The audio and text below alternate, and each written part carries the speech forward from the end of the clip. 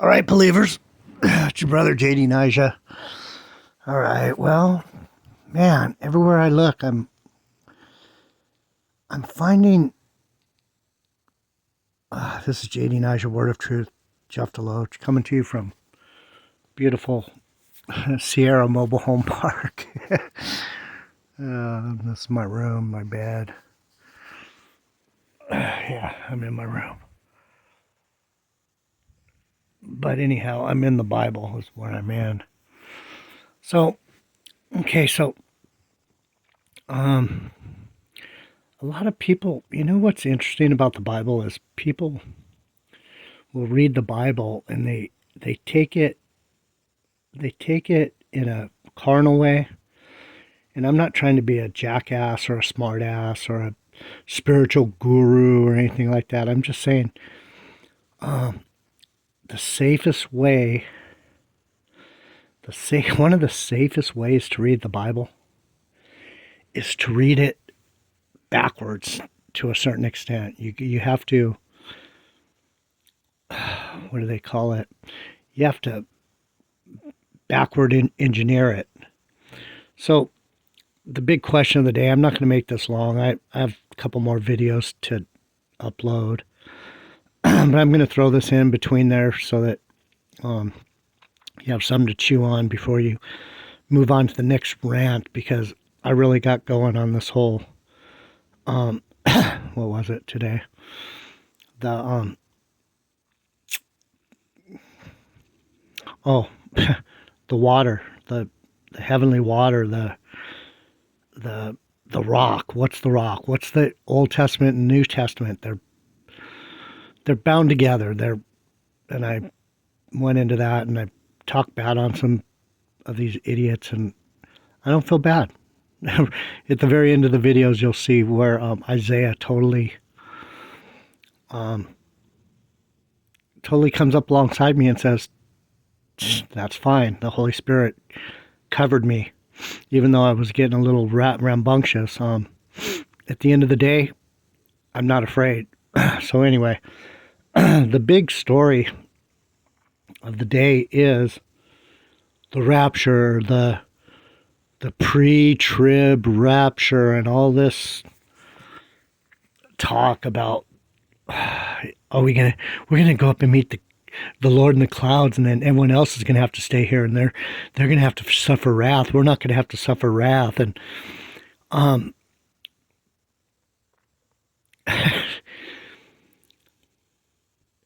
people are, when you read those passages, they don't say, it says we're not appointed to wrath. That doesn't mean we're not going to get it. If you look at Job, I'm going to bring up a good example of the book of Job is an example of going through the tribulation. Satan came after him. Satan messed with him. Everyone turned against him. He lost everything. He stayed loyal to God. He went through it. He went through hell.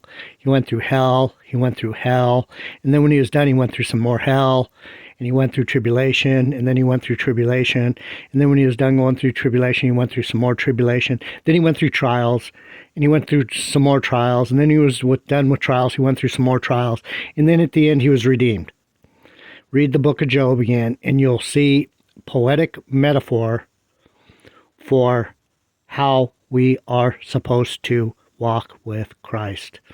And so I just listened to another dude who's, no, I don't see my God. My God isn't going to make me suffer. He's just not that kind of God. He's not appointing us to wrath. Another one of these crybaby Christians that, we got to get raptured. We can't stay here with the awful people and with the awful stuff going on. Oh, yes, you can. And you probably will, because you're not thinking straight. I hate to be the bearer of bad news, but Matthew said it best. If you go to the book of Matthew, Jesus prepares his disciple. What's he preparing his disciples for? He's saying, I'm going to have to go get punished, get brutalized, get whooped, and then I'm going to get put to death. So when Jesus says, follow me, what does he mean? What does he mean? If he doesn't mean get your ass whooped, get your face slammed in, get a foot up your ass, get your beard ripped off, get hung on a cross, carry your cross. He's saying, are you willing to... Man, people just have the Bible. Everyone's looking for an easy way out. Just give me an easy way out. That's all I want. Just rapture me out of here. Oh, I believe in you, Lord. I'm going to do the works. The works are going to save me. If I do good works, he's not going to make me suffer. Job was perfect in his ways. Job was perfect. Read the book. Job was perfect in his ways. What did the Lord do? He let Satan muff him up. Why was Job perfect in his ways? Because he didn't let Satan drag him into this, woe is me bullshit that everyone's crying. Let me read it to you. From Jesus prepares his disciples. From that time forth began Jesus to show unto his disciples how that he must go into Jerusalem and suffer many things of the elders and chief priests and scribes and be killed and be raised again the third day. Then Peter took him and began to rebuke him, saying,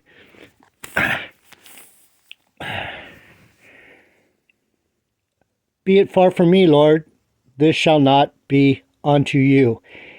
But he turned and said unto Peter, get behind me, Satan. Thou art an offense unto me, for thou savorest not the things that be of God, but those that be of men. You're afraid of men? Are you afraid of men, you pre-trib babies, crybabies? That's where you get to show your mettle, you kooks. Jesus, Lord, help these people understand. Then said Jesus, this is it right here. Then said Jesus unto his disciples. Who'd he say it to? His disciples. If any man will come after me, let him deny himself and take up his cross and follow me. People go, I follow the Lamb wherever he goes. I follow him wherever he goes. Do you? Do you? People have it so carnal. I follow him wherever he goes, except when tribulation and trials and getting worked over. I don't go there. I get to get raptured. I get to get out of here. He loves me. He don't love babies. He don't love pussies, and he doesn't love people that are looking for an easy way out. It says so right here. For whosoever will save his life shall lose it, and whosoever will lose his life for my sake shall find it. What do? We lose our lives for his sake. How do you lose your life for his sake? You stay here in tribulation, and you stand on the word, and you stand on the rock, and you don't bow down, and you don't give in. The one version that I pulled up, it says, then Jesus had a riddle unto his disciples. Then Jesus had a riddle. What's the riddle? Riddle me this, believers. Does he want to wrap you up and save you from wrath, or does he want you to follow him? What does the Bible say? Come on up. I took all the pain for you. You don't have to have any pain. You don't have to have... No, he doesn't say that. He never says that. He says, you're going to have to suffer many things for my sake. The Lord said it to Paul. The Lord said it to all the disciples, the apostles, everyone. Moses got shut out. What Bible are people reading? For what is it a man profited if he shall gain the whole world and lose his own soul? Or what shall a man give in exchange for his soul? For the Son of Man shall come in the glory of his Father with his angels, and then he shall reward every man according to his works. What's he saying? What are works? What really is works? Works is standing up for your heavenly brother, your big brother, and being loyal to him to the end, and putting your life on the line for your brothers and your sisters. Oh, I'm going to get out of here with the rapture, pre-trib rapture. I'm out of here. I'm not appointed to wrath. Good luck with all that. The Lord just told you a riddle right there in Matthew. Follow me. Take up your cross. What's he mean? What did he do? He took up his cross and they hung him on it. What's he saying? Take up your cross. You're gonna have to let them put you up there on that cross, is what he's saying. And you're gonna have to drag it up there for them to put you on it. That's what your works are. JD Nige, I'm out.